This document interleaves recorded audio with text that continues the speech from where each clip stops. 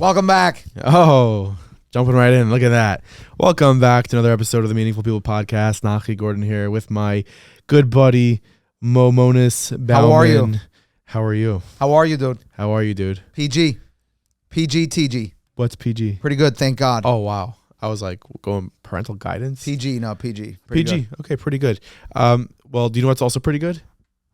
I'm about to find out. Yeah, the episode this week with Rabbi Elkanah. Very deep. With Rabbi Elkanah Shmotkin, not Shotkin. Momo wanted to name this episode Shotkin, Shmotkin. It didn't get past the initial phases. It didn't get through committee. It didn't get through committee, but I got an honorable mention in the intro. Sure. So I'm grateful that you did that. Yeah, of course. Good for you. If you don't know what GEM is, Jewish Educational Media, if you've ever been to OHEL, the Lubavitcher, the oil of the Lubavitcher Rebbe, then you've seen the Rebbe videos. If you've ever been in a Chabad, you see the Rebbe videos. If you've ever seen any Rebbe videos, you've seen Rebbe videos. Very good. And those are from GEM, the Lubavitcher Rebbe, that is, and they are perpetuating his legacy. They are broadcasting. One might say they're broadcasting it. One might say they're even spreading it. Wow. You know? Yeah. Like cream cheese on the world. Interesting. So... But they were so ahead of their time in developing content. Yeah. When the Rebbe was alive and like being able to spread that for decades afterwards. It's like, it's incredible. 100%. It's really amazing. And that's really. We take it for granted because so much, we talk about this a little bit with him. Yeah. But we take it for granted because today everything happens on video and on the phones. Back then, it's it's rare to have content from those years. It's really incredible. And we talk about so much in this episode. So I hope you really enjoy. Want to say a big thank you to our friend Isaac Newman for sponsoring this week's episode. L'zecher nishmas, his mother, Ruchama, Perel, Malka, Leah, bat Aryeh, Leib. Her neshama shav and Leah, she passed away not too long ago. She passed away actually on Zois Hanukkah. Really? And I was at the Shiva. And my sister-in-law, Ahuva Frankel, and her sister, Shana Malul, shared with me that someone said, it was so touching, that she was such an amazing woman, Aleh Shalom, and there were so many people in Klal Yisrael davening for her, that al pi derech hateva, it wasn't possible for her to have Yitzias Neshama. She couldn't part from this world, al pi derech hateva. And the Eibishter had to wait till Zois Hanukkah, which is above Teva, which is a supernatural day, because Al Pi Derech HaTeva, we wouldn't let go of her. It's really special. She, I didn't know her personally, but she looks like, and she sounded like such an elegant, classy woman. Her family loved her, friends loved her, and we just want to thank Isaac for sponsoring this episode, and this, all the Torah and the inspiration that's derived from this episode should be a schus for her neshama. Amen. We also want to give it. My voice is like completely in a zone right now. You sound fantastic, Nachi. Hello. I think it's been like this forever now. I think I'm back. Hey. Welcome back. Thank you. Welcome back. A big shout out to our friends at Infinity Land Services. The title game could be tricky. You might want to play shtick. You might want to do different things to get the situation just pushed through. Titles at that end game. Let's get the title and let's go. People can get overly result oriented. Yeah, and ILS is there to ensure that the process is followed. Like just kosher v'yosher, exactly what needs to happen will happen, and they get it done. Yeah, and that's why people choose them, and people who have not chose them go back to them. Interesting, because they say, they know what they're doing. They're trustworthy, and they understand how to navigate the title process. So that's why if you're looking for title, you need to reach out to Infinity Land Services. We have the link in the description that's shown to this episode, so we save you a whole trip of trying to figure out how to contact them. But you need to get in touch with them. As ambassadors of Infinity, we are ambassadors of Infinity Land Services. And beyond. Dun da dum bum ba da dum bum bum ba da dum. Ba-da-dum, ba-dum, ba-dum, ba-dum, ba-dum. Enjoy this episode, guys. You are listening to the Meaningful People Podcast. The podcast featuring our nation's most impactful, influential, and meaningful people.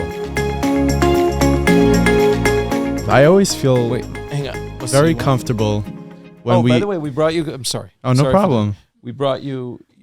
Are you familiar with my storybook, Volume 1? Yeah, That's my book. I never read it, but They're very pretty, which is good. I appreciate that you have them, but I brought you I'm so excited. I'm so Each. excited. one copy of Thank yourself. you. For all the future guests out there listening, bring gifts. Like, right? I come bearing gifts. Yes, it's so important to come bearing gifts always. Really appreciate it. And I feel like connecting to my roots over here. You know, we're here with Rabbi Elkanah Shmotkin. You had mentioned when we were walking up that you're from Duckshitz. Your family's from Duckshitz. And my family is from Duckshitz, so shout out to... Mazel tov, we're mechatanim. Yeah. That's great. So we got the family ties over here, the Jewish geography. And there's no relation to Rivka Shotkin. Not to my knowledge, however, Because we were when going from that Shotkin name- to Shmotkin. when that Right? name pops up on YouTube, like that little thumbnail you guys have, Yeah. I do a double take because it's like, no, there's Oh, a they missed spelling, an something. So it's Totally hear close. you. Yeah. Well, thank you so much for coming all the way from Crown Heights. Pleasure to be we here. appreciate you. And people who maybe don't know who they're looking at, I think that it's safe to say that you are, maybe you've watched the most content of the Lubavitcher Rebbe ever. Because you are the director of GEM, Jewish Educational Media, I think it stands for. Yeah. And if you've ever been to the aisle, if you've ever been, I don't know, in any... Have you ever been alive? If you've ever been alive, you've come in contact with a GEM video. I think in every I know in Crown Heights after Motzei Shabbos there's a minhag to pull down a projector and they show a video of the Rebbe, and I'm assuming those videos are from GEM. They are, and it's not just Crown Heights. It happens All over. There are people learning and being inspired, learning from and being inspired by the Rebbe all over the world on Motzei Shabbos and throughout the week. But there's somehow this custom took off that people, right after Shabbos, people watch a video of the Rebbe and start their week off with that inspiration and that infusion. Amazing. So I want to sort of start from the beginning, sort of hear your background, where you're from, and how you got into doing what you're doing now. I was born in Milwaukee, Wisconsin. Okay. My parents were sent by the Rebbe on Shlichus to Milwaukee in 1968. So they've lived there for well over 50 years now. And I grew up in Milwaukee, studied in Hillel Academy, actually a co-ed school with half-day English, half-day Hebrew studies until I was 10 years old, when I went away to Cheder in Detroit to a Lubavitcher small Cheder in Detroit. Studied there, spent a year in Brunois, France. Oh yeah, that's slip that right in there. Spent a year Once I was where? in Detroit. Spent a year where? Brunois, France. Brunois. It's a city. It's a town not far from Paris. Big Lubavitcher yeshiva there, very famous Lubavitcher yeshiva. In Lubavitch, this is like it's like going from you can go to. This is like me taking the Bell Detroit. Parkway. Yeah. Spent a year in. Then I studied in Morristown for a couple of years. That I know. Morristown, New Jersey, and I went on shlichus and got my smicha in St. Petersburg, Russia, Petersburg. How long did you spend in St. Petersburg? A year. It was actually cut short by Chav Zayin Adar when the Rebbe had the second stroke. I came back, but spent a year there. So do you have, obviously you were alive when the Rebbe was alive and when the Rebbe was vibrant even. Do you have any encounters with the Rebbe that you can, recall? If there's anything, I have a lot to be thankful for in life, Baruch Hashem. Every person has. One of the things that I'm most thankful for is to my parents and my father in particular, who from when I was 7 years old would bring me to the Rebbe for Simchas Torah every year from Milwaukee.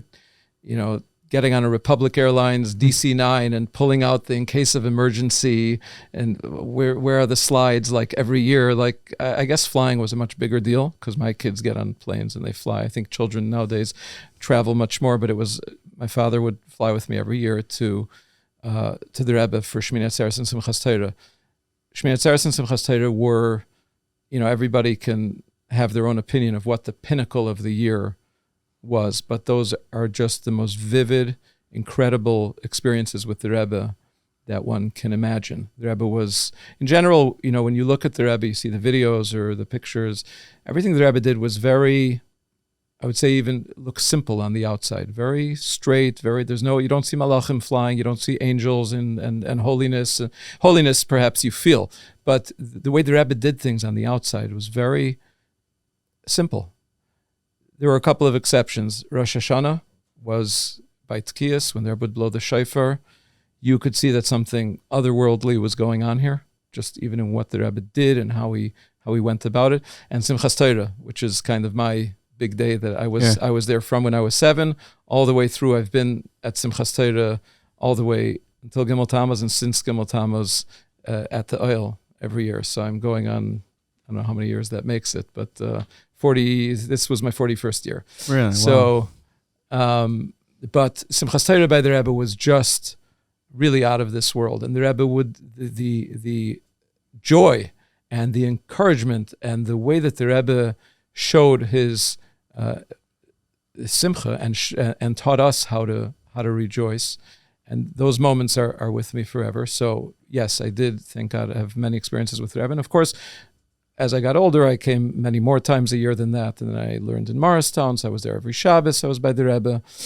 So those, I've, thank God, very vivid memories of the Rebbe that I don't consider them memories. I consider them experiences that I live with, and I do my best to share with others, my children, and anyone else.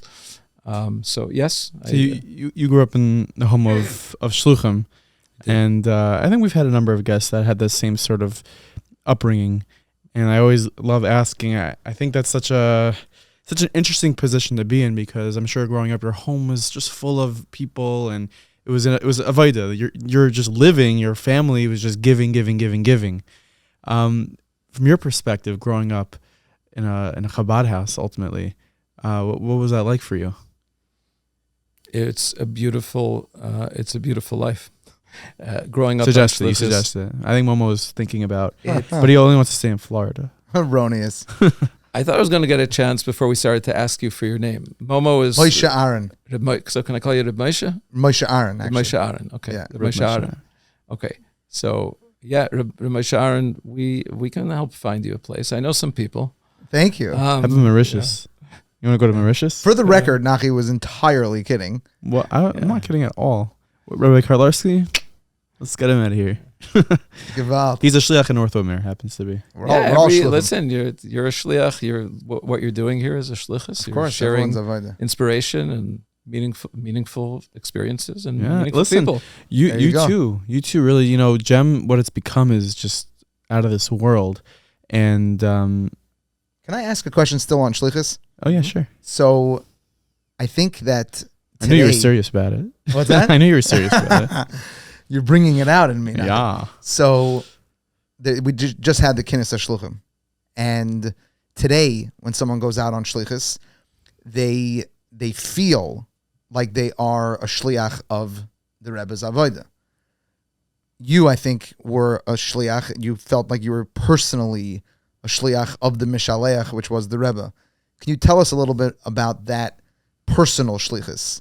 Different from someone who's now doing Avodah in the same vein, but you felt like you were personally carrying out the Rebbe's shlichus, correct? My parents were sent by the Rebbe in 1968, and they went into Yechidus. The Rebbe, they gave Milwaukee as a choice. The Rebbe chose Milwaukee from amongst a few places, so they felt very directly, pen on paper, we're going to Milwaukee, got the Rebbe's guidance at every step.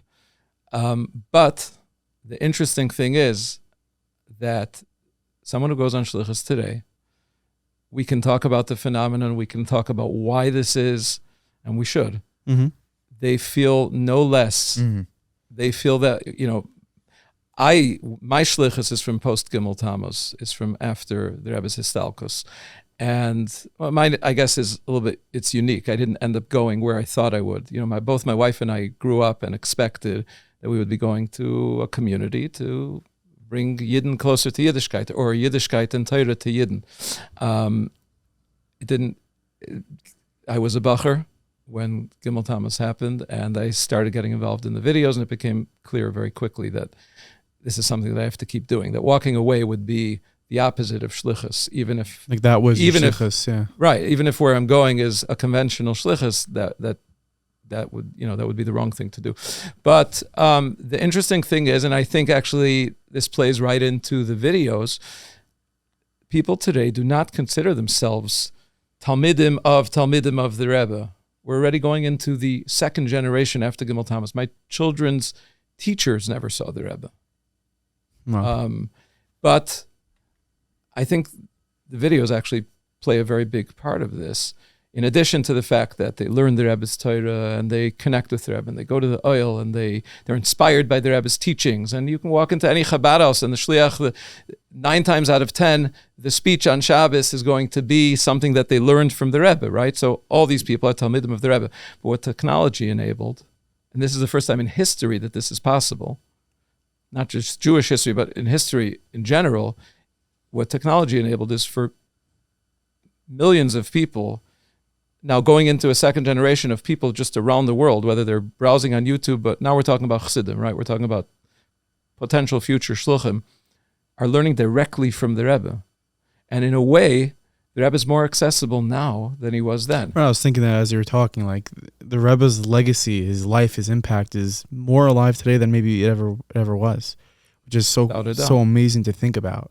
I was by the Knesset Shluchim, and like you look around the room, and it's just like, it's otherworldly. It really is unbelievable, the impact. We don't have to talk. We know, everyone knows, the impact of Chabad and what they're doing around the world. And this was started by the Lubavitcher Rebbe. It's unbelievable. Every Yud Shvat is It's my Hebrew birthday, Yud Shvat. Oh, very nice. I'm 5 days after you. Chamisha Asar Shvat. It's my Yud Shvat's my Hebrew birthday, and it was also my grandfather's Hebrew birthday. Nice. Okay. Very Pretty nice. sure. So you right. know well what Yud Shvat is. Yud Shvat is the anniversary of the Histalkus of the passing of the previous Rebbe, and the day that the Rebbe formally became the Nasi, became the Rebbe. Every year, the Rebbe would devote one talk to the idea of Zarei B'chaim, that after a Rebbe passes away, after a tzaddik passes away, based on the Gemara, that Yaakov Avinu lo meis, Yaakov Avinu never died. Why did they embalm him? Why did they bury him? Mazar b'chaim, afu b'chaim, the Gemara answers. He's alive. And the Rebbe would talk about this, and this was a talk that... No, they say on that Gemara, they say, they did that, they embalmed him. So the Welt says, V'nakasha start nicht. Translate. In Yeshiva, we say, you don't die from a question. No, the bottom line much is... better in Yiddish. Yeah. Everything is better in Yiddish. The bottom line is, he's alive. Yeah. That's what the Gemara says, right? As a practical matter. It's not... No. The Rebbe would speak about this every Yud Shvat. I think without fail. There's certainly many, many recordings that we have and many that we've published and it was almost something it was more relevant to the Rebbe than to the rest of us because we have the Rebbe. The Rebbe's alive. The Rebbe's with us. The Rebbe's going to be with us.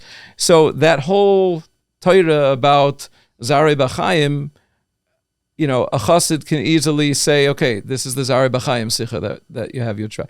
Now, when you look back at those sichas, you look back at those talks of the Rebbe, you see that they have so much meaning and so much depth and so much relevance. And now, all these years later, after Gimel Tammuz, you can see how true they are. Obviously, we don't need proof that they're true. Torah tells us that this is the fact. Right. But you can see it practically in the fact that the Rebbe's reach, the Rebbe's teachings, the Rebbe's approach to life, the Rebbe's solutions to problems are more accessible and more applied today than they were, back then. For sure. We touched upon it briefly, but something that you spent a lot of time working on, one of the projects, was the early years of the Rebbe. Before the Rebbe was Rebbe, before the Rebbe was even maybe married. And I'm curious, through your studies, through that project, what you can tell us about Rebbe Nachum Mendel Schneerson before he was the Rebbe. We have a series of films called Early Years. That's where we started our My Encounter with the Rebbe project with, where we interviewed people who had first-person experiences with the Rebbe all the way back then, and the Rebbitzin. And we published a book called Early Years, which covers the Rebbe's life from birth, 1902, through 1927, when he left Russia. That one is documents only. Government documents, letters, diaries, only documents. The Rebbe's life through those. So, a little FBI Chabad over here. yeah, it was very interesting. It was like we were making these films, and when you do a film, you need to contextualize. The Rebbe's in Berlin and Paris and these far off places, and when was he where, and like, so you have to start studying the period a little bit, you know, and then you study the period, you gather documents and you learn a little bit more and say, oh my gosh, this is really interesting. And before you know it, just in order to contextualize the film, we had gathered these documents, and we were sitting. It was such a fascinating story waiting to be told. And I actually went to a few writers, a few different people. I'm like, okay, we do video, and that's what our organization is here for. And who can write a book taking this? And I couldn't find anybody who was willing to do even what I thought would be a half respectable job. So in the end, said, okay, let's do this. And together with Rabbi Baruch Oberlander from Budapest, Hungary. But I wrote the book. Amazing. So it took 10 years to do. And you must have like a lot of knowledge and you've done a lot of research. And a lot of good people I work with. Yeah. The credit goes to, a lot of people who do lots of hard work. Are there any, I guess, things about the Rebbe's early years that stood out to you? Any surprises? Anything that maybe would be, interesting to hear that?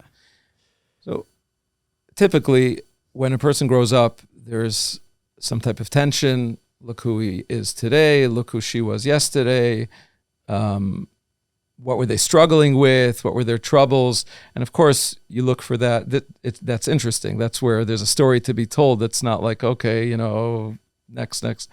The interesting thing with the Rebbe is that, like, every account of the Rebbe's life, like from people who really knew him, and I'm not talking about Lubavitchers, I'm talking about non-religious Zionists with their shirts open down to here who knew the Rebbe from like old classmates, maybe. Exactly. Or I'll tell you a really interesting story in a second about one testimony that we got that I really questioned and what happened with that. The Rebbe's life from when he was very young was Torah. The Rebbe had this thing, he stood, and this is something that persisted until later. Even as a child, he stood and learned. This is something that, like, even later, I'm talking in his 80s, the Rebbe would stand with the Gemara, on the back of a chair in his office. The Rebbe stood. I mean, I'm sure he learned also sitting down, but this was kind of one of these things that were throughout. So what's so interesting about the Rebbe's early life is the lack of conflict. Because anyway, everyone has conflict. No, I mean, there's something you struggle with. And I'm sure, I said I was going to tell you. Questionable testimony. I said I was going to tell you. So when we were making this, the earliest film, we came across a testimony from a fellow named Yonah Kessa. And he's a member of Knesset, one of the early founders of the State of Israel. Interestingly, Dnepr Petrovsk, today it's Dnipro, where the Rebbe spent his childhood and early youth, ended up being a hotbed of like many different, a big mix of different types of Jews, but many of like the eventual founders of the State of Israel. There were a bunch of prominent ones from there, and a bunch of other interesting disciplines that there are people from there. So there was a biography on Israeli TV about the Rebbe for the Rebbe's 70th birthday in 1972, and he's sitting there, bald, no yarmulke, his shirt open till here, with hair coming out, like the real old Gesetzte Zionists. And he's saying, Ani zocher, I remember that their house was hustling and bustling, and students and even afilu professorim, higiu, students and even professors would come to the Rebbe's father with questions and mathematical problems, and he would answer them. The Rebbe was very shy, very introverted. Kol havayato hayata Torah. His entire existence was Torah. So you do some basic math, you figure out how old this guy was, and you go like, it's hard not to say, who did he hear these? Like, these are the lines you hear about the Rebbe. Mathematician, all these people were streaming for his knowledge and his father's knowledge, both of them, in mathematics. Even professors were coming to get their problem solved. And I remember when we put it in, we might have even snipped out a little part. I just felt that it was too, because we're very, that's the way we do this. We're not, we publish facts. We don't publish what people hope could have been, should have been facts. Right. Whatever we can find, whatever we know. And he's too young to really, so how does he know what's going on inside their house? He's talking about their house. Oh, he says the house was Hasidism and Torah and this. Years later, we meet this woman who is Yonah Kessa's second wife. Yonah Kessa passed away by the time, I came on the scene and we were doing the earliest films. And she says the story of Yonah Kessa's life. Yonah was one of 4 boys. 3 of his brothers were sent to the army where they died. So he's the only one left. Both of his parents passed away, I think. He's one child alone. He had no home. He basically went to the shul and he was there day after day after day. He was not religious. Finally, one day, this boy walks in and asks him, like, what's your deal? And starts talking to him. He tells him what his deal is. He has no home. His parents are passed away. His brothers went to the army. They never came back. It was the Rebbe. As a child, as a youth, the Rebbe brought him to his home. He basically lived in the Rebbe's home for 5 years. Wow.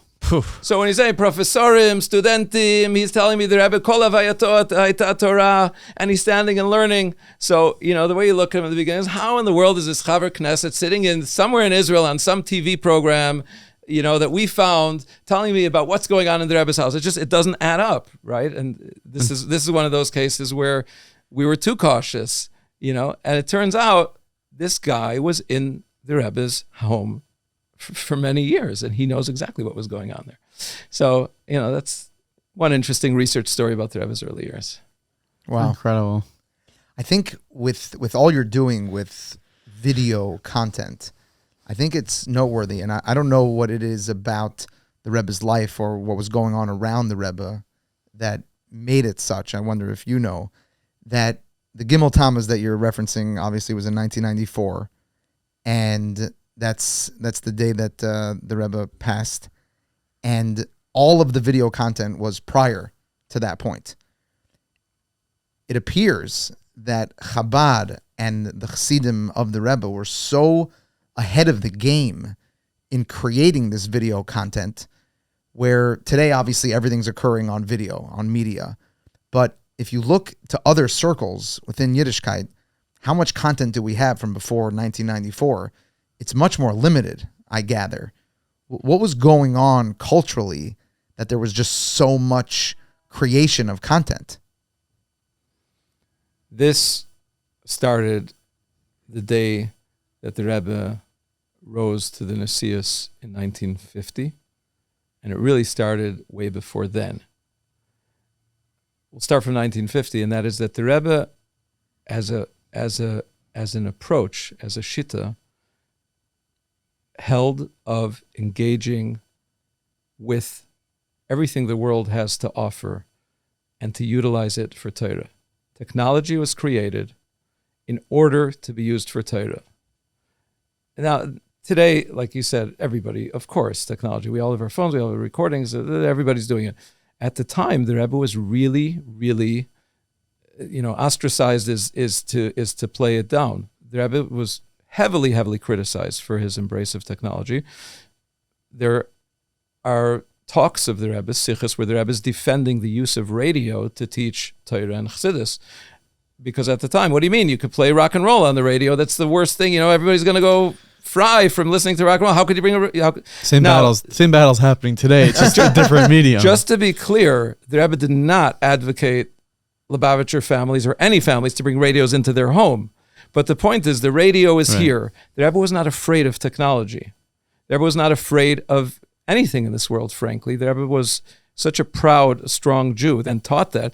So that mentality was kind of very natural to his chassidim. So first it was with recording audio. Meaning the Rebbe encouraged, and he wanted he encouraged for every time that the Rebbe would get up there and give a maimer or give a sicha to be recorded, to be filmed? I wouldn't say that. I don't know that the Rebbe encouraged that he himself be filmed. But the Rebbe ingrained his chassidim with the mentality that if there's a recording device, it's made to be used. Now, what's the first thing a chassid is going to do? Who are you going to record? You're going to record my Hanukkah wishes to my friends and send? Yeah, maybe. But the first thing a chassid is going to do is say, okay, I got to record the Rebbe. But it was the mentality. The Rebbe did not, to my knowledge, ever push for himself to be recorded. But first it was recording devices, and then it was film and photos. And then in 1970, a Lubavitcher Rebbe invented the idea of a telephone broadcast to the extent that companies by the 1980s were coming to them for these switchboards that they were making because they're listening to their Rebbes Verbrengens for hours on end over telephone lines, right? And then that led to eventually GEM in 1980, where there was one Bacher at the time, David Krinsky, who came up with the idea. One second, I think he sat next to somebody on a plane who had an FCC license to operate a satellite dish, which at the time he needed. He said, satellite. At the time, only governments and major news corporations were using satellites. And nobody was using satellite for 4, 5, 6 hours straight. I mean, the costs and the complexity of doing that was huge at the time. And here is governments, News Corps, and Lubavitcher Rebbe. Right. University of 770. Like that's so now obviously this was done with the Rebbe's knowledge and the Rebbe's permission. You don't bring in these huge television cameras to the Rebbe's Verbrengen without his permission. Check the date, discuss the format with the Rebbe, what time. And before you know it, advertisements, full page ads are running in the New York Times at the Lubavitcher Rebbe's Verbrengen on this date. It's going to be on this cable channel. Again, today, I don't even know if today's audience understands, cable TV. What's cable TV? Before cable, it was just on satellites, and they would go rent a stadium in Israel. And remember, they're waking up in the middle of the night, where they would sell tickets to cover the expense on their end. Before it was even on any cable television stations, and bring a truck with a dish and downlink and show it and have simultaneous translation. But because of that, we have these recordings. And interestingly, you were saying that we're so ahead of the curve.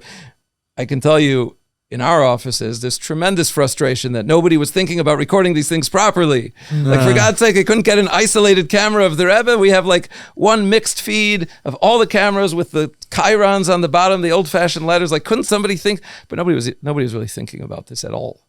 It was, thank God that, as an afterthought, they popped in that tape. And I mean, there are other recordings too that were done, let's say, of the famed Sunday receiving line, when the Rebbe would receive thousands of people Sunday dollars. Yeah. Is that all of those are recorded? If someone wants to find... It started in about 1989. 1989. Several thousand hours.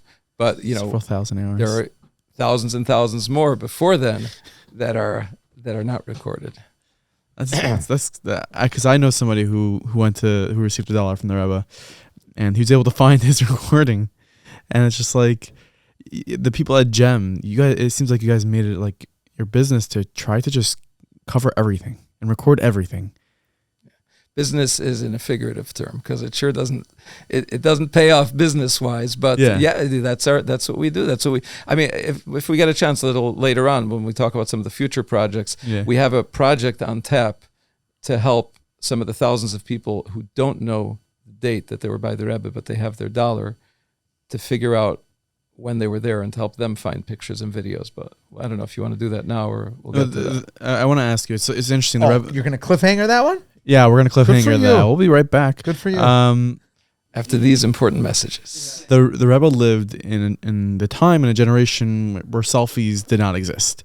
Yet it's safe to say, I think the Rebbe is the most photographed rabbi ever. The amount of pictures and images of the Rebbe. Why do you think that is? I mean, from your perspective, why is that? Well, first of all, I think the Rebbe might be the most accessible Jewish leader ever. I wasn't alive. I'm actually named after the Rebbe. Flex, whatever, Menachem Mendel, Nachi, hiding, undercover shliach, whatever. Momo's name is also Menachem Mendel. Really, it's Moshe Ar Menachem Mendel. It's a long name, but whatever. And could have got away with it if our guest didn't ask me my name. I know, almost next time. But I don't know. I know now it means to try to access some of the Gedolim is very difficult. It's very difficult. But it seems like whoever wanted to get to the Rebbe, whoever wanted to write to the Rebbe, or have Yechidus, they got through. How could someone of that stature, of that in demand, have time for everybody? I don't know how, but he did it. The Rebbe did it. That's part of the wonder of the Rebbe, and it gives all of the rest of us. So you're not going to give me an answer. You're not sure. It gives all the rest of us who look on something to strive for. How available we should be to other people. How selfless we should be. But I don't know how do you answer a how question like that. I can tell you that it seems to me, and obviously I'm not the number one Jewish historian, it seems to me that the Rebbe was the most accessible Jewish leader ever. Now, maybe there are other Jewish leaders that there are no accounts of, but the Rebbe would meet with, I'm talking about now documented on video and photos, millions of interactions. Millions of interactions. Millions. You know, you can count the dollar bills going out every Sunday if you want to count it that way, or you can look at the pictures. Now, there aren't millions of pictures, just to be clear, but we know how many Sundays we have, and we know from the diaries and from different things how many times, how often the Rebbe stood there through the years. And people are here, they're alive, they're telling us about it. Dollars, Kais Shel Bracha, several times a year that the Rebbe would give out wine after Yom Tov. Thousands and thousands of people would come. You can count them on video if you want to get an average and see how many people are going by. Chanukah Geld, Lekach, before Rosh Hashanah, Erev Yom Kippur, and during Chol HaMatzukos and Eshayin Rabbah, the Rebbe would stand and take upon him hours and hours. Lag BaOmer parade. Here's an interesting story. Lag BaOmer, I think it's 1983. The Rebbe comes out to Lag BaOmer parade. So this is a parade of children. There's a podium, a bima in front of 770. There are thousands of children sitting out there. The adults are off to the side. Today's about children. And there's going to be a parade with floats and different themes of Yiddishkeit and Torah. And the children are all going to march by the Rebbe. The Rebbe comes out, and first the children say the 12 psukim of Maimari Chazal, that the Rebbe selected 12 Maimari Chazal and psukim for children to say. So you have children get up there, Torah, Tziva, Alana, and then they sing, we want Mashiach now. And then the Rebbe is going to speak. In between the talks, we're going to have Rabbi J.J. Hecht is going to translate for the children to English. Now, the schedule was given into the Rebbe before, and somehow I guess there was a misunderstanding in Arrow that the Rebbe made, but there was a certain part of the program, I'm not going to say exactly what it was because I don't want to embarrass anybody, but there's a certain part of the program, besides for the Rebbe and these different parts, that was also going to be a presentation to the children, entertainment. And for some reason, they thought that the Rebbe wanted it to be before he spoke, but after he came out. And this entertainment is going on and on. And if you know how to read the Rebbe's facial expressions, the Rebbe, you could see the Rebbe's not so comfortable, and it's way, the Rebbe's out there, and this is going on. Finally, it's clear that this entertainment is going to keep going. The Rebbe turns to, I think it's Rabbi Groner, and he says something like, I have to go to the oil today. It's Lag BaOmer. Something. In other words, let's move on with the program. The show on the road. Right. And it's very, very, very rare that such a thing happens, like whatever. Now, you can watch the video for the next few hours, and what's the Rebbe doing? The Rebbe says a sicha to the children, and he's speaking basic things to Tineka Shel Beis Rabban, to little Yiddish kinderlach. But then, what's the Rebbe doing after that? He's smiling and waving to little children walking by. The Rebbe was just, usually the Rebbe didn't speak up and said, listen, my time is precious. You misunderstood the Seder here. There's a lot to do today. I have to go to the oil today, to my father-in-law's resting place. The Rebbe stood there for hours, waving and smiling at children. Little kids, I'm talking about even mothers pushing strollers. And that was not a waste of his time. The famous wave. Famous wave. And the Rebbe's looking at every child, and everybody's taking their time, and they're little kids, you have preschoolers who are walking slow, and the Rebbe's all the time in the world for them. And, if you just rewind an hour, what the Rebbe just said, like, you had to go. Yeah. I have to go. I'm sorry. Like, can you do this part of the program later or whatever? But the Rebbe had time for them because the Rebbe saw them the way we should see. And this is just anybody, I think can look at the Rebbe and see that this is what's going on. I don't think it's a stretch to say this. The Rebbe is seeing every Jew as a neshama that was at Har Sinai, a part of Hashem. Everything that the Rebbe teaches was exemplified in his life, which, by the way, is one of my big things. We didn't even get to it yet, but sounds like we just got to it. Good point. What's one of the things that are exemplified? I think that by the Rebbe's biography and the Rebbe's teachings cannot be understood independently from one another. Mm. And you can't really fully understand the Rebbe's biography without understanding the Rebbe's teachings, but the same is also true, and I hope the mashpiyim don't shoot me or whatever, but you want to learn a maimer, a sicha, a reshima from the Rebbe, you have to also understand a little bit about the Rebbe's life, about what the Rebbe experienced, about the Rebbe's interactions with his father-in-law, the previous Rebbe, or his parents. Like the PSSna. Yeah, I was thinking about that too. The what? The PSSna, the Yesh Kodesh, what he was writing and the shirim he was giving in the ghetto. If you learn that without understanding the context of what was going on, it's hard to understand. Like why is a Parshas Vayigash? Why was it such a dark in the ghetto? This was going on. But if you're just learning it, so it's a puzzle piece. Which reminds me, I started a point in response to what you said about the recordings. I don't know if we want to go back to that. I said 1950 is one waypoint in that story. But you can go back and you see in the Rebbe's Rishimus, there was a couple of notebooks of tiny writing that the Rebbe had written in the 1920s and 30s, which were only discovered in the Rebbe's desk and published after post-Gimel Tammuz. People knew that they existed, or some people knew, but the Rebbe didn't give them out to be published, and clearly they were intended to be published later.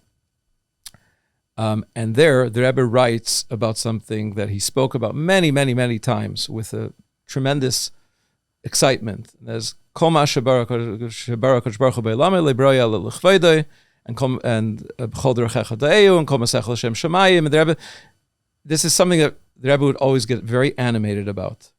Everything in the world is created for Hashem. I actually write about this in the introduction to Early Years, about how, you can know the Rebbe's sichos and how the Rebbe the Rebbe's alive when he teaches anything in Torah. But this is something you could see the Rebbe has a special passion for. But then you read it in Rishimus that the Rebbe is writing in his 20s or 30s, and you see the underlines as the Rebbe is saying everything. It means there's no thing in the world that the Rebbe's... it means there's no thing in the world that is not created for Hashem's glory. And so then, if you know that, and then you talk about Lubavitcher embracing technology or the Rebbe being recorded, it comes together. Or just a similar type of point. The Lubavitcher Rebbe, because of him, hundreds of thousands of Jewish children around the world this week are saying, look, Hanukkah menorah, right? The Rebbe fought the religious establishment, the anti-religious establishment, Jews, non-Jews, all the way to the Supreme Court. The Rebbe stood alone in this battle, certainly way, way at the forefront. So you say, wow, what a great asken, what a great communal activist. Or the Rebbe was so smart to understand the value of a public menorah, what it'll do to a child who's unaffiliated, or maybe even to a religious child. I can tell you, my kids get excited. I was thinking about that because you always think of the non-religious child. When the Rebbe writes the arguments for why to do it, when you say English do it, letters to have... for why the Rebbe defends against people really stridently arguing with him against Hanukkah menorahs. The Rebbe writes displaying public public menorahs. Yeah. Okay. The Rebbe writes a very strong defense in a 3-page English letter about why public menorahs are a must in the United States and the Jewish a whole bunch of reasons, 8 points. One of them being that you're going to lose your rights. You're going to lose your rights as a minority if you don't exercise them. But why would anybody? I mean, why would people say, who is anti it? Why? It was fought all the way to the Supreme Court several times. Several U.S. appeals court decisions on this. Jews. Jews, always Jews. Only Jews. Why? Why would they fight that? I guess it's going to cause. If we break down the barriers between church and state, we're going to, be compelled to. The Rebbe fought a lot of these things, just like the Rebbe fought for school prayer in public schools, where most of the Jewish establishment probably still is who cares? Which is not. I met someone at the Knesset Shluchim who came over to me and he said his project, what he's working on, and I think it's actually called a meaningful moment. Interesting. No, it's okay. We settled in court already. He's fine. I have rights to his firstborn. I'm kidding, but it's about reintroducing a moment of silence in schools. It used to exist, and the Rebbe was a big advocate about it. Pledge Allegiance, maybe also the Rebbe was very, very not the Pledge Allegiance, was it? I don't know. Moment of silence, silent prayer. Why was the not silent prayer? Moment of silence. Moment of silence. Silent prayer is dangerous. The Rebbe understood that the viability of passing a moment of prayer, even calling it silent prayer, is a recipe. You're opening yourself up to much more criticism than if you say, you know what, it's a moment of silence. Right. Parent, you can tell your child what to think about, but the Rebbe spoke about on the Gem Farbrengens, on the Farbrengens that were broadcast on television, is a place where the Rebbe spoke about it again and again and again, because very interestingly, the topics that the Rebbe discussed then, in addition to the Maimer and the Hadron and the Siyum or whatever the Sichas would be typically, there's nothing typical about the Rebbe, but usually you'd have at least one talk would be devoted to moment of silence in the U.S. public school system or education. But I'm not talking about yeshiva education, I'm talking about education for Goyim. Right. For non-Jews, or church and state, America's place in the world, isolationism versus embracing the rest of the world, global international issues. I was in the middle of something though, and I keep doing this to you.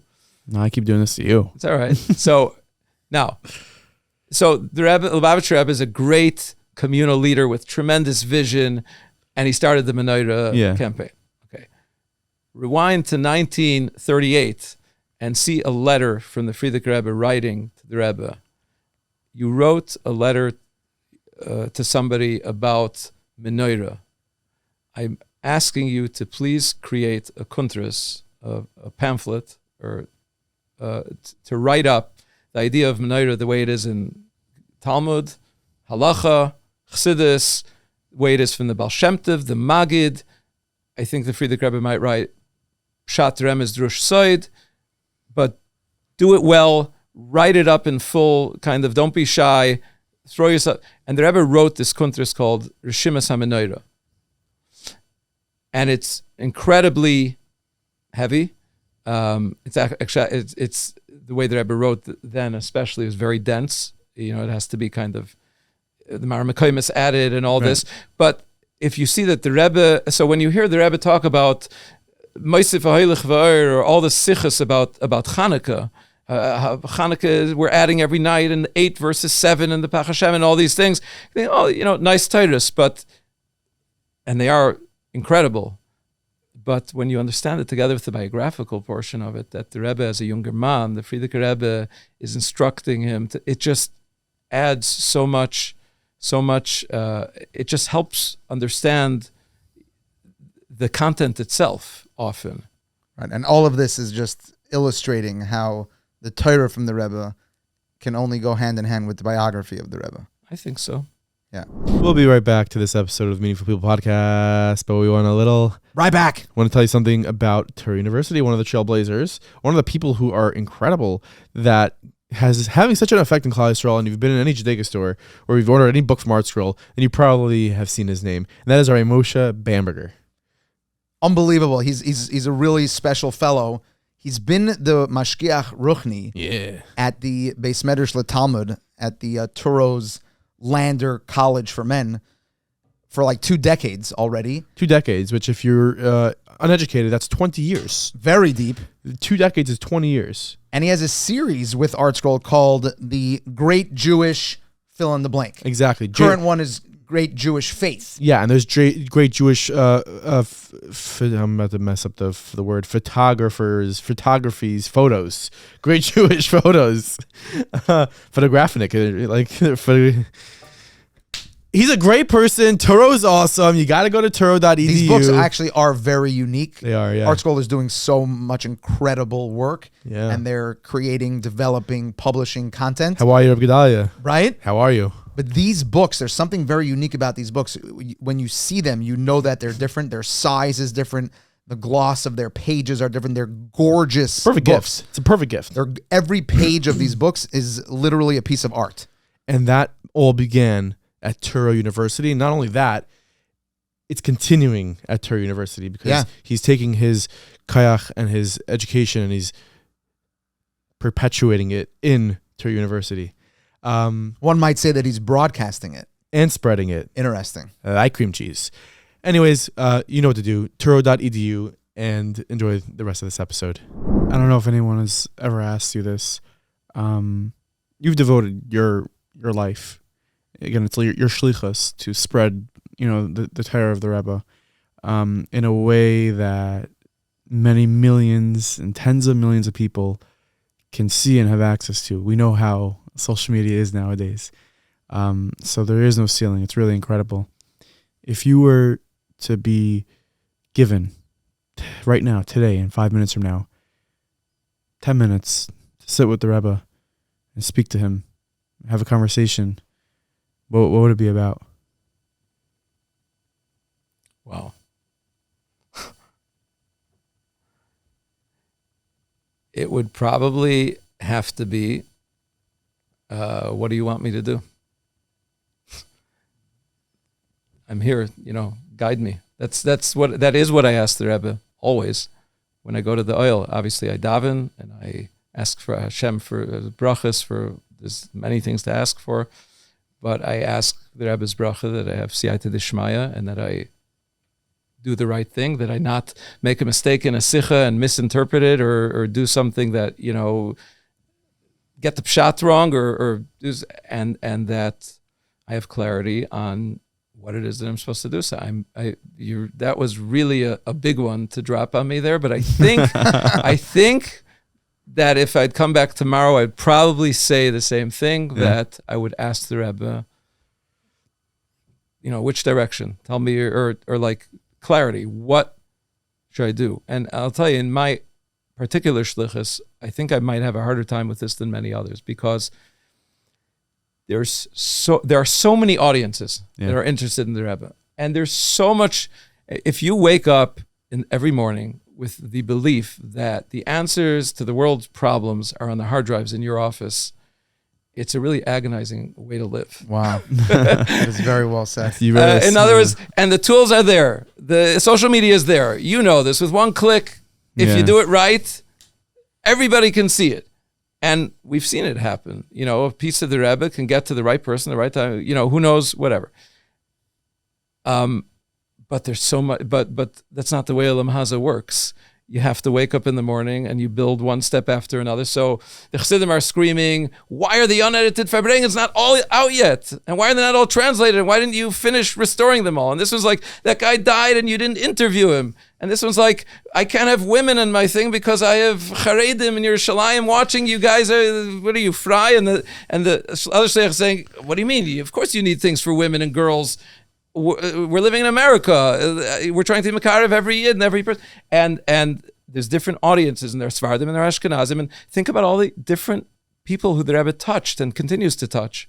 There's an endless. We could open an entire gem for each constituency, and I'm not exaggerating. Frankly, one of my many dreams are, and there's way too many dreams, and we're moving too slow on them, but there can really be an entire gem for non-Jews. And not only can there, we need to do it. The Rebbe has solutions for humanity. Torah has solutions for humanity. The Rebbe translated Torah's solutions for humanity.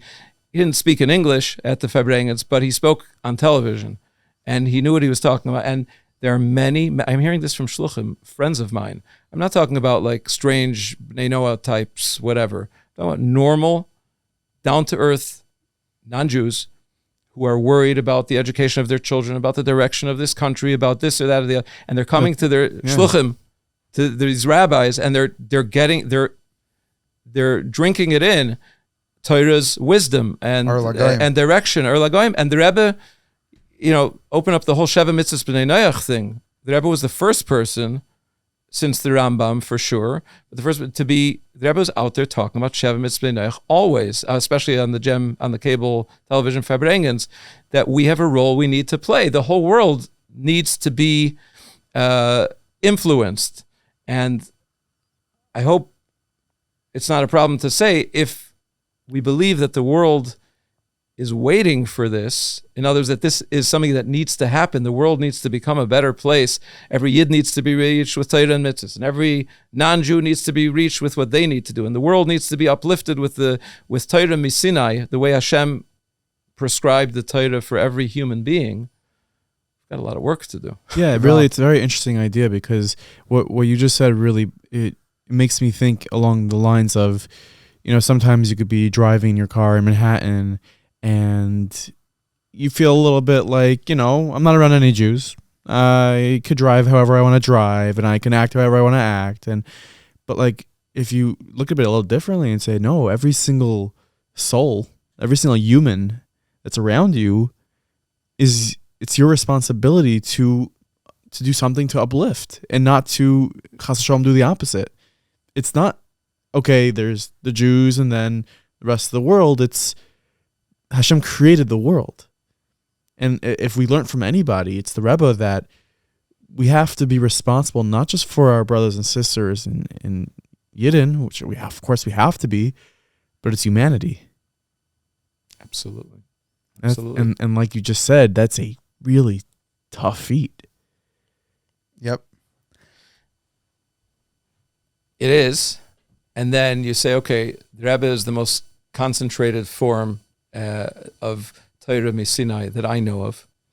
And not only the Rebbe in writing, the Rebbe's teachings, but the Rebbe himself as a source of Torah. And okay, well, mister, your mission in life is to make sure that it reaches all the audiences in all the proper ways. So it's actually daunting. So this is just going back to what I think I would ask the Rebbe. But likely the same answer might be for anybody. Like, you can ask for a bracha for this or that. I mean, brachas are easy to ask for, and I guess I have a lot of things I could ask for brachas for, especially today. But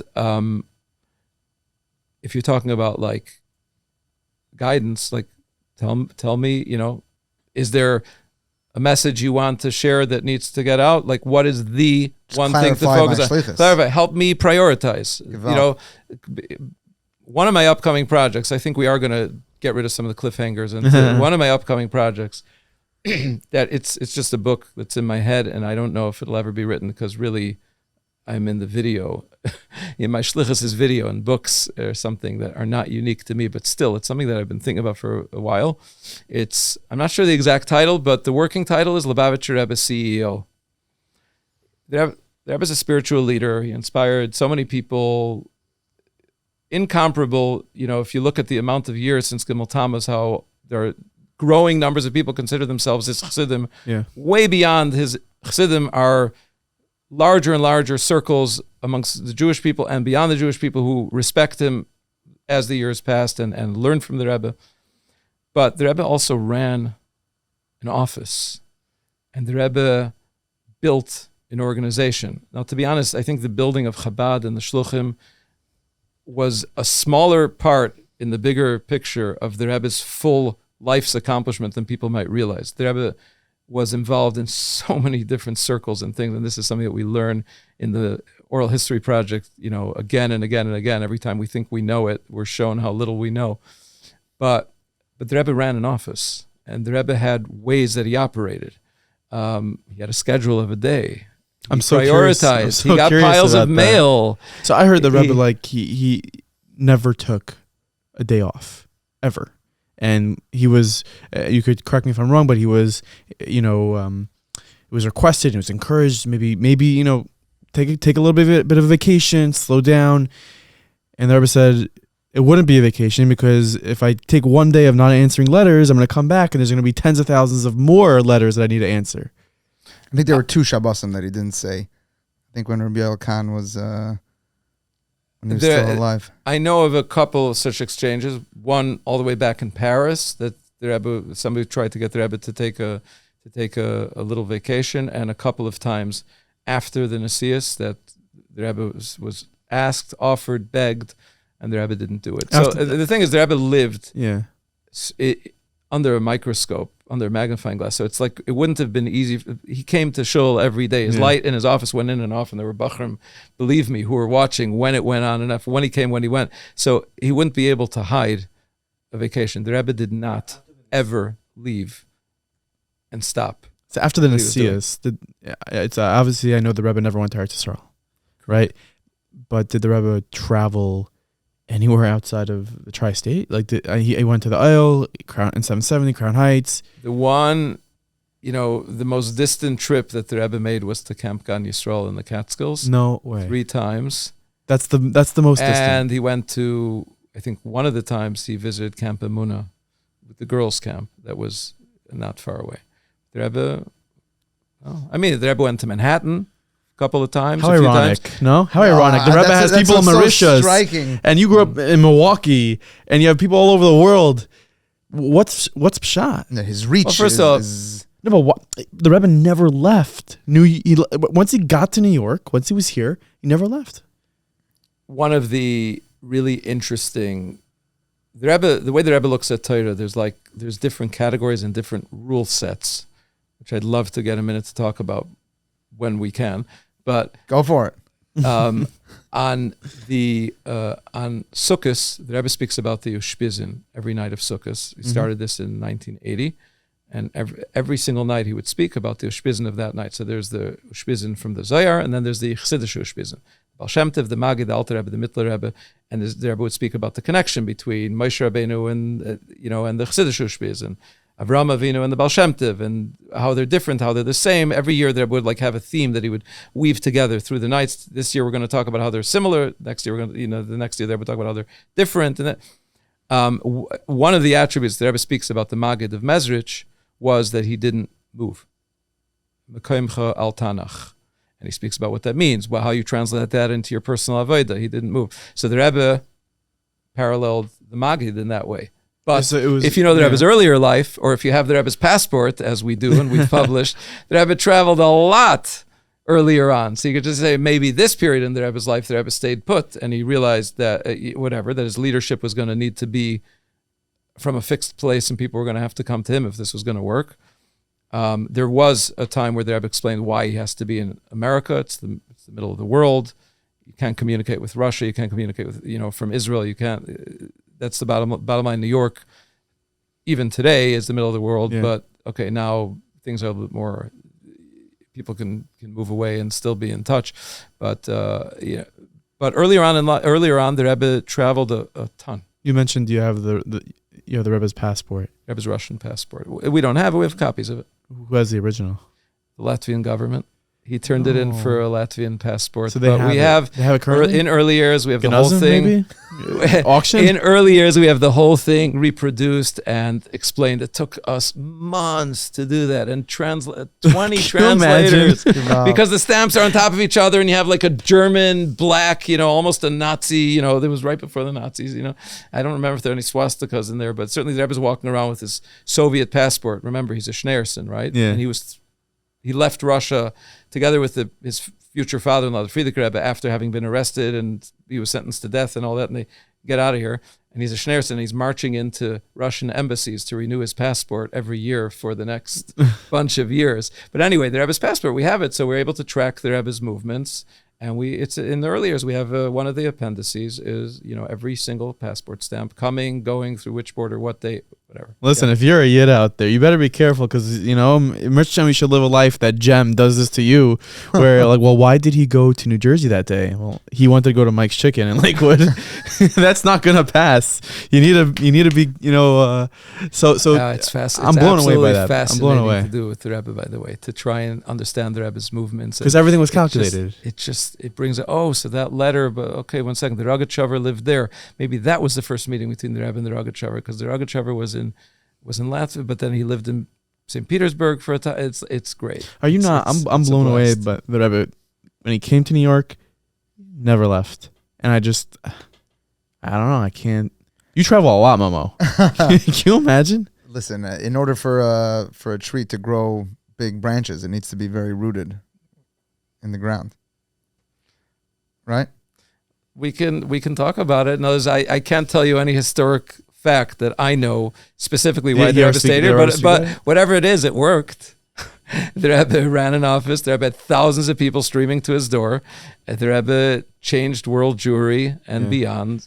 So whatever his method was, that little simple office on Eastern Parkway with, that little room where he's worked out of, and his house 2 blocks away where he spent some time at night learning davening, answering letters. It worked, so I guess that's why he did it. I love the framework that Nachi prompted you on. It's a brilliant question, Nachi. Thank you. That you're also brilliant. What would you utilize the opportunity to sit with the Rebbe one more time, and I love what you said, that you would use it to clarify your shlichus and what to do with everything that you have access to, and or tell me to go on shlichus to St. Thomas, whatever. Tell me what to do. Right. So I wonder what you speculate the Rebbe's answer would be, which is a way of saying, what are you working on? Right? Well, one of the sad... Welcome to therapy, by the way. It's okay, because it's just the three of us. Yeah, just the three of us.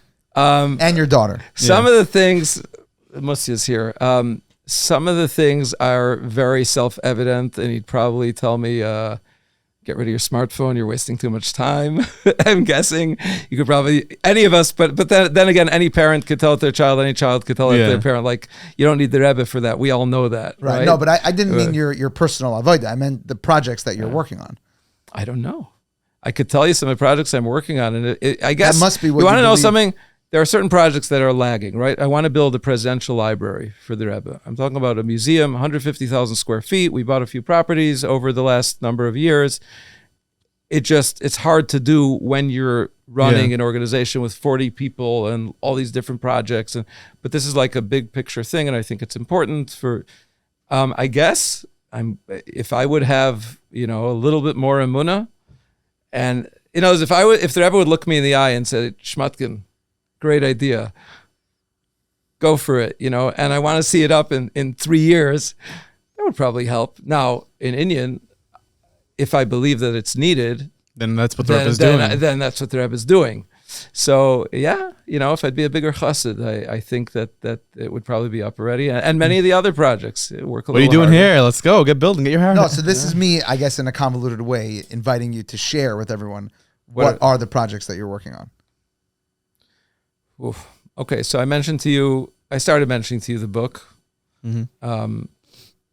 But there are many, that's the interesting thing. Wherever I go, I also travel a lot, or I used to travel a lot till a couple of years ago. And everybody tells me what is for sure the most important project to the exclusion of all others. You need to put out Early Years Volume 2. Why don't you have yet, on your player subtitles, English and Hebrew side by side? Like, that is the most important thing that GEM needs to do. Or, you didn't yet publish my grandfather's interview. I'm telling you, that's the most, or why we need to do, I believe this, I'm really the one lighting a fire under this, an entire GEM for non-Jews. Yeah. I really, really think the world, like, it's urgent. Or a presidential library, it's very, very, in a way, you do less when you have that many things pushing at you, because, through the years, I've learned how to try and create more clarity and push away noise, even when the noise is coming from myself. Meaning, I think I should be doing 100 more things. It's not just other people that can say, well, sorry, I know what's more and more. No, they're right. That's one of the things. Every Bacharel who comes over to me, 90% of the time I agree with them when they say, you should be doing, why didn't you finish this yet? They're right. We should, and it's we need to attract more good people and inspire them and lead them. And we need a lot of siyata d'shmaya. My father-in-law was Moshe Zaklikovsky, Olav Shalom. He worked on Sefer Erkim, which is an encyclopedia of Hasidic thought, under Rabbi Elkanah. He was a bacher when he did. And one of the things he wrote in to the Rebbe before his yichidus, his private audience with the Rebbe, was, it's such a big responsibility, and what if he messes up, basically. And the Rebbe responded to him, Schus Rabbi Misayaitam. The merit of the community, of everybody that you're working, on whose behalf you're working, assists you that shouldn't happen. So hopefully we won't make any mistakes, but that's not enough to get, there's a lot to get done. So in short, I'm not sure. I'm not sure what the Rebbe would. I can tell you that if the Rebbe specifically, told me physically, because the bottom line is we're physical people. We could talk about Gimel Tammuz from today till tomorrow, that nothing happened, and the Alter Rebbe says that a tzaddik is more with us than after his passing than before, but we're physical people. You know what I mean? We're and it doesn't suffice for us. But I guess if I had to look the Rebbe in the eye every morning physically and he'd say, "Nu, what's going on?" Which, by the way, I don't know what the Rebbe would do about his own publishing, but you know what I mean? Yeah. Nevertheless, my shlichus, our shlichus in Gem, the entire team shlichus is, we have no doubt that this is something that we're helping the Rebbe communicate. The Rebbe needs us, if you can say that, to get his message out for him. As we know, the Rebbe did not have any children. I'm wondering, through your research and the tens of thousands of hours of hearing the Rebbe speak, if the Rebbe ever alluded to that in any of his talks, the fact that he never had children. I'm trying to remember. I recently came across something.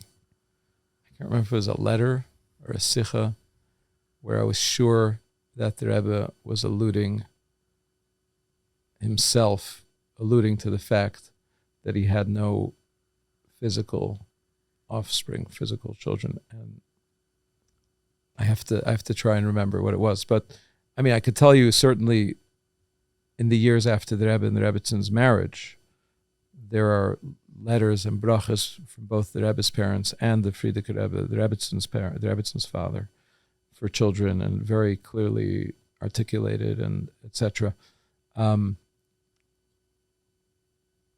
They say, and I don't know this necessarily, this isn't a My Encounter interview, it's not verified, but they say that Rabbi Elkanah used to go over to the Rebbe at every Shabbos Dika Fabrengen and ask for a bracha for himself and his wife. They had no children. Until one time the Rebbe said to him, "Ich hab euch nicht." And then he stopped. Again, I don't know. I don't know the veracity. I don't have either. But just on that point, there's something that the Rebbe was obviously so selfless that many people, it seems to me, did not even realize when they asked the Rebbe for a bracha for children or whatever, that they're speaking, that the Rebbe himself had no children. I think it was Rabbi Elkanah came to Rebbe Tzimchana's home, the home of the Rebbe's mother. She lived at the time on President in Kingston. It's an apartment building. At the time, it was full of Jews.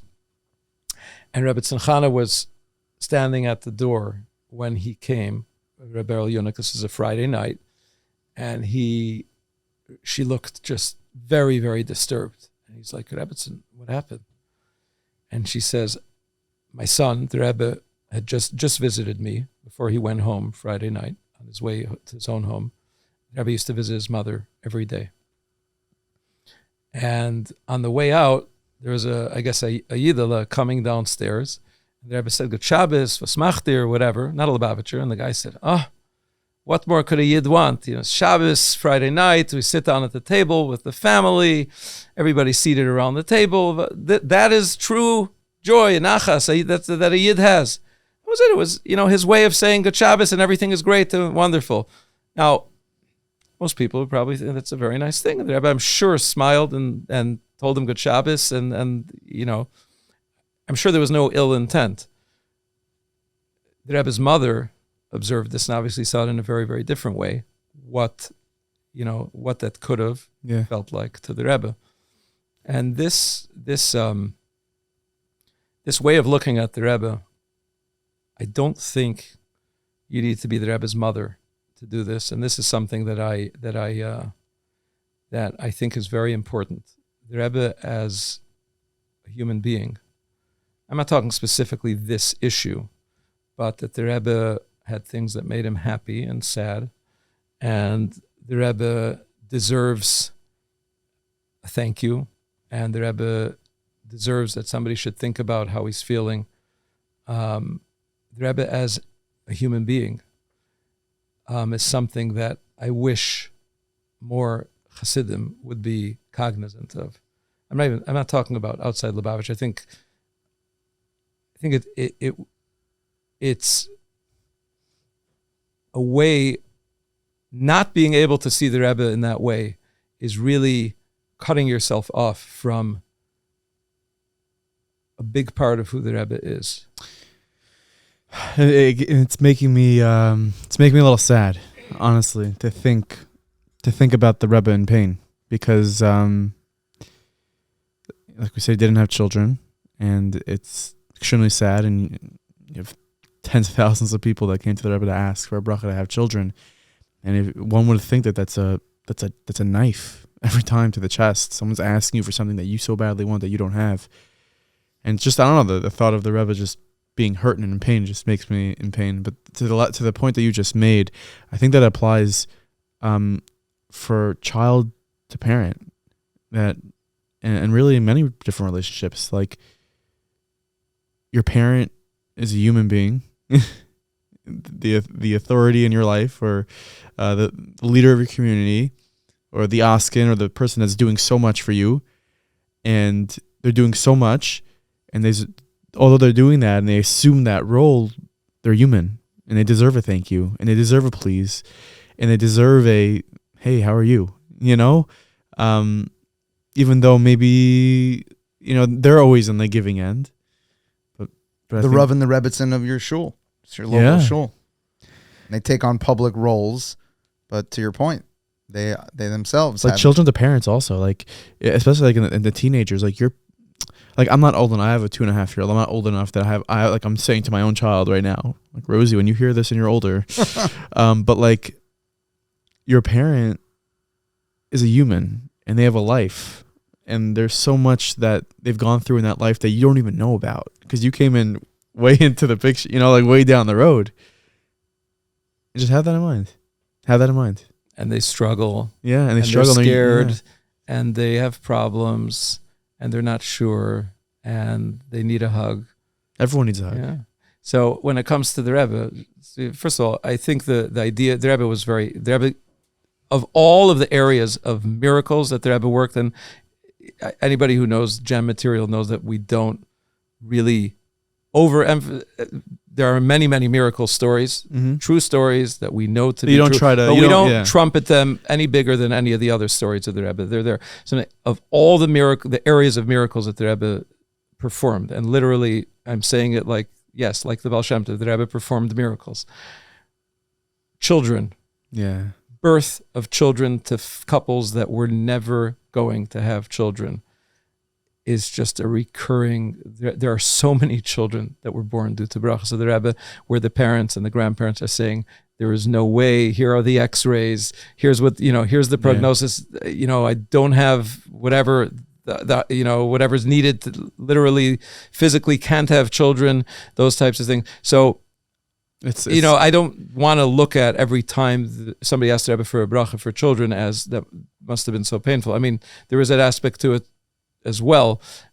I'm also speaking about just a broader way to look at the Rebbe, to understand that if the Rebbe was handing out Tanyas for 6 hours, he went home after that Farbrengen, where he Farbrenged for 6 hours and then handed out Tanyas. I'm not sure, 5-6 hours, big hardcover Tanyas. He could not pick up a fork to eat. And he had to have a cold compress on his arm. Because, but the Rebbe projected an image.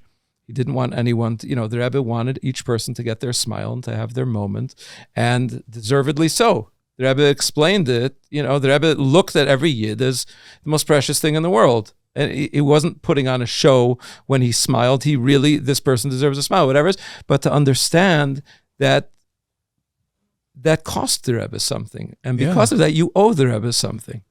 The Rebbe is not going to send you a bill. It's okay. But as a human being, what do we owe? What do we owe? Yeah. At the very least, we owe to the Rebbe if we took his time to get $1 or to whatever it is, or that he wrote a letter when I was born to my parents. He took the time to personally sign the letter and whatever it is. We owe him. We owe him. Some people will say they owe him, that they should devote their life to shlichus. Some people will say, okay, I'm going to say an extra kapitel to him today, because some people will say, I want to devote my life to sharing the Rebbe with every single person. I definitely vote for the last in the list. That I think a lot more good people should be doing this, because it's the most potent thing you can do. If you're taking, in the words that Mashiach told the Baal Shem Tov, I'm going to come when your wellsprings, the Baal Shem Tov, are spread to the outside. Well, here you could take the wellspring itself and share it. It's not even the Rebbe's teachings, it's the Rebbe himself, because you have the Rebbe on video, voice, image, the Rebbe's message, Torah. So there's lots of ways that you could repay the Rebbe. Learn a sicha of the Rebbe. Understand the Rebbe's approach to life by learning Torah through the lens that the Rebbe viewed Torah. That's, by the way, I think one of the greatest losses of large parts of the Jewish world, if I may say. Not that I'm the analyst of the Jewish world, but I do, like any chassid, I am able to open up a sefer and just have the tremendous eye-opening experience of learning a sicha of the Rebbe, and the Rebbe's unique way of understanding Torah. Because I think it's because the Rebbe accomplished so much in so many different areas. I don't know if many people, and understand the quantity and quality of the Rebbe's Torah output. Right. And how many hours a day the Rebbe devoted to learning Torah, by the way. Right, because of so much of the other stuff. Because so much else. Like, no, there's no way that he... when did he have time to learn? Right. Yeah. Because the Rebbe has entire systems of learning. I mean, the Rebbe has one lens through which he learns Gemara. If I'm going to try and just like really simplify, and I'm definitely not the number one Torah scholar, and there are people who know much more than me, but just, seeing commonalities in different parts of Shas and tying it together, and L'shita Sayu, that Beis Shammai, Beis Hillel, or Rabbi Akiva, Rabbi Eliezer, or whomever it is, this is what they hold. And these disparate machlokes and whatever, they're really the exact same point if you really know how to look at it in its truest depth. Then you have Rashi ala Torah, which is a total system that the Rebbe built on his own. The Rebbe built an entire system with hundreds of rules, and there are hundreds and hundreds of Rashi Sichos, as they're known, which the Rebbe rolled out after his mother passed away in 1964. The Rebbe rolled out an entire system they're called Rashi Sichos. There are rules. Rashi does this, Rashi does that. It's Ben Chamish L'Mikra. Rashi says, Ani Leibasi L'Farish Al Pshutish L'Mikra. Everything has to be understood by Ben Chamish L'Mikra. What is bothering Rashi here? And it's a whole system that the Rebbe built, and that's a lens through which to view Rashi ala Torah. Then you have Pirkei Avos, which is Milsa de Chasidusa. Why you bring me a halacha in Pirkei Avos?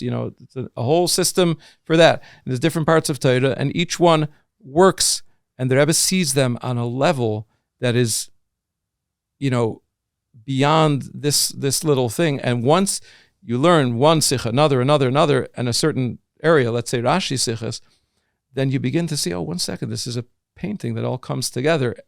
And what it does is, of course, I need to learn more of this, because I'm just beginning to understand things that I've been learning my whole life in a whole different way. Oh, anything you want to add? I don't have anything to add to that. It's a Moyer de Gezach. You want to wind? Yeah. I'm just Already? so much. We just got started. Oh my gosh. Yeah, there's so much. There's so many things in my mind about it. We're running an hour and 20 minutes already, and people listening in their car are already pulling up to the driveway, and their wife's inside waiting for them to come inside. So yeah. So speak to us, I guess, briefly about Gem. Gosh, Gem. So there's such a big Rebbe and such a small organization that tries our best to share the Rebbe with the world, as we say. So we do production. We have our flagship product, so to speak, is a weekly video. It's coming out since 2001, every single week. It's called Living Torah. And that's what you said before, the video series that's watched after Shabbos and throughout the week around the world. the last couple of years, the format has been a short film on a topic or an idea or a campaign or a person related to the Rebbe. So that involves, research, production, translation, directing, video editing, interviews, etc. We have an archival restoration project where we gathered all of the video, all of the audio, all of the hundreds of thousands of photos of the Rebbe, restored them, preserved them, and are now in the midst of providing access to them, where almost all of the recordings are available online. But that entire project was a massive archival project that cost us well over $5 million. Oh my gosh. Over many years, where we were working with the Smithsonian Institution and National Geographic and the Holocaust Museum and Fox News and this, with the archivists kind of trying to wrap our heads around this problem. And then, we figured it out and we did it our own way. And, now they're learning from us. But the Meaningful Minute collab was the least costly of all of those projects. Yeah. Live production is so inexpensive compared to, dealing with archival material. So now, after we did that project, we said, okay, audio, video, photos, we're getting, either we have them under control or we're in the midst of saving them because they really were degrading and going away. That there was a total crisis which we were responding to when we started the archival project. But then we said, 1 second. So the Rebbe's Torah, the Rebbe's letters, there's teams of people working on that. Audio, video, photos, we're working on that. But one of the principal ways that the Rebbe impacted the world, or you think about Jewish communities around the world, or Russian Jewry, or so many different things, was one-on-one conversations. Right. Yechidus. Those are going with people. Those are in people's hearts and minds. They're going away. And I remember when we started it, people were like, what are you doing? You're devoted to the Rebbe's recordings. Why are you recording these people hacking in China? And we ourselves didn't even understand the power of a story at that point. It was just about saving the data. Later, after we were doing it for a few years, we began to see, we always knew that we'll publish here and there, but we began to see how that in certain ways stories, true stories, verified stories told by the first person are in certain ways more powerful than the direct recordings of the Rebbe himself. So there was a massive oral history project where we're up to, I think, 1,750 interviews that range usually between 2 and 8 hours. We have 25,000 plus pages of testimony. Everything is transcribed. And, that's a body of research on the Rebbe's life. We have now a very big social media operation. Yeah. YouTube, Facebook, TikTok, Instagram. You guys, the whole alphabet soup. And, in English, Hebrew, French, Russian, Spanish, Portuguese, Hungarian, German, and soon to be Farsi. You just named all the languages that Momo speaks. Yeah. How'd you get them all? So social media, not every one in every language, but Right. Living Torah comes out in all those languages, and we have a bunch of channels in many of those languages. You guys doing a lot. Yeah, we're just getting started. You want to? Connection Point is a project we started a few years ago. It's really its own institution. That's what I'm saying. We're a whole bunch of organizations wound into one.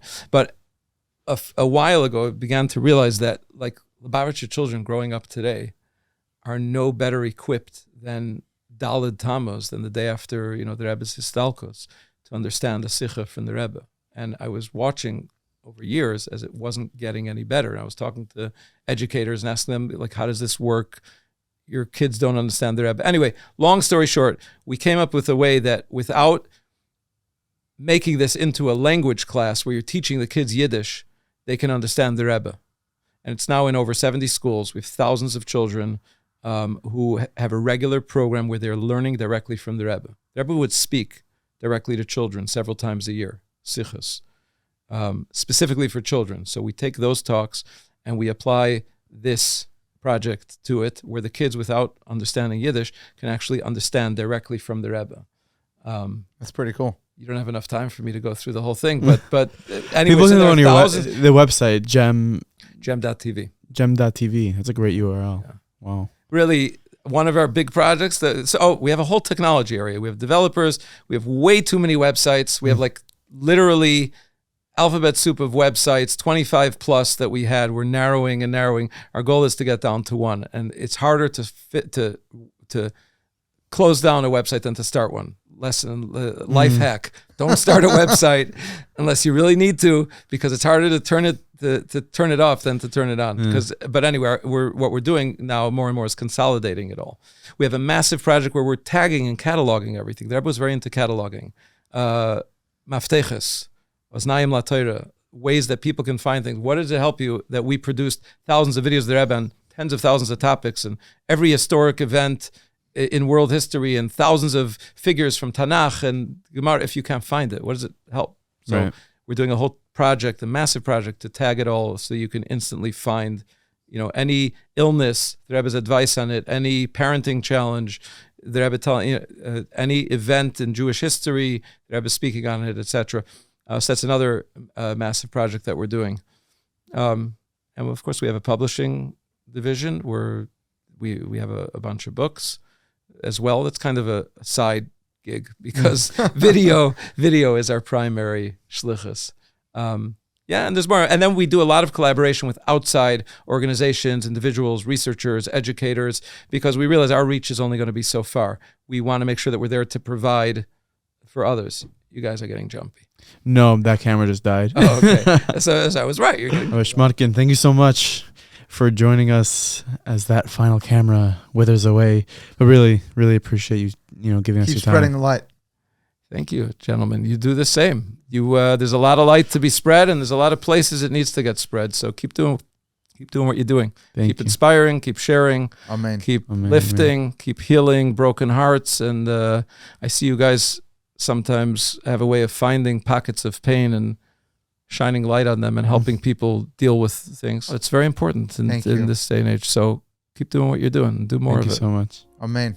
We hope you enjoyed this episode. First, before we give our little notes, I want to say that the Hasc Concert this Sunday, unfortunately, you're not going to be able to be there if you don't have a ticket because it is sold out. It's outsold. Sellout crowd. They ain't like Delta Airlines. You're not going to show up and be like, we're overbooked. Let's go drag someone out.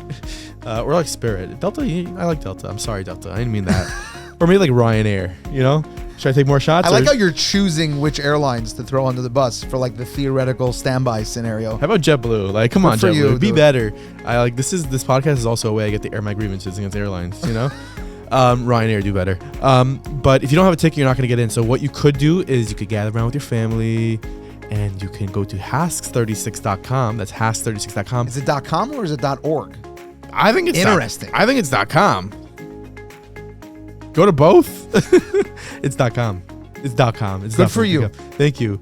Thank you for the live studio audience giving me the vote of confidence I needed for that. Yes. It's hasc36.com, and you go watch the concert, and you might even see Momo Bauman on stage. Some people are saying, there's always special... Ronius! There's always special guests. Oh, they never reveal who ends up on the stage. We never know, so that's why... I will reveal that I will not be on the stage. That's what he thinks. But I know something that he might not know. Interesting. And he might end up on the stage, and you'll only find out if you're watching it at hasc36.com. But yeah, Rabbi Shmotkin is incredible.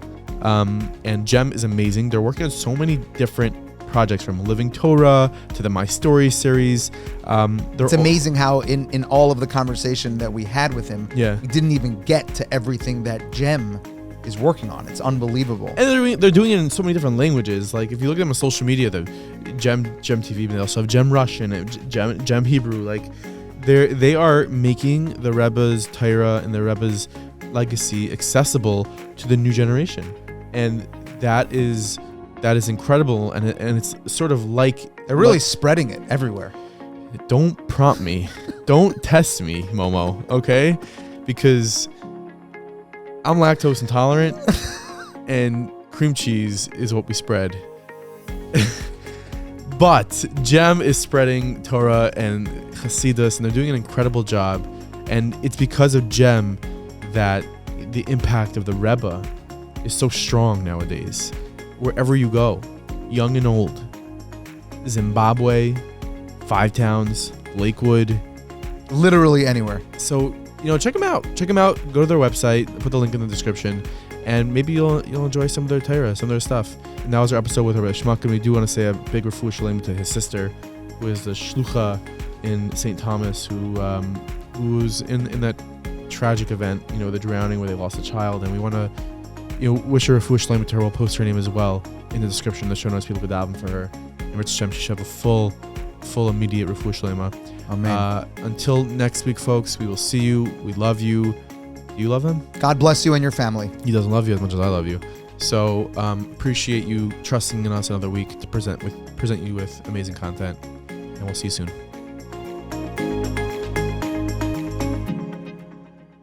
Hope you enjoyed this video from Meaningful Minute. We have so much more content for you. You may like this. You may like this. Take your pick. Let us know what you think.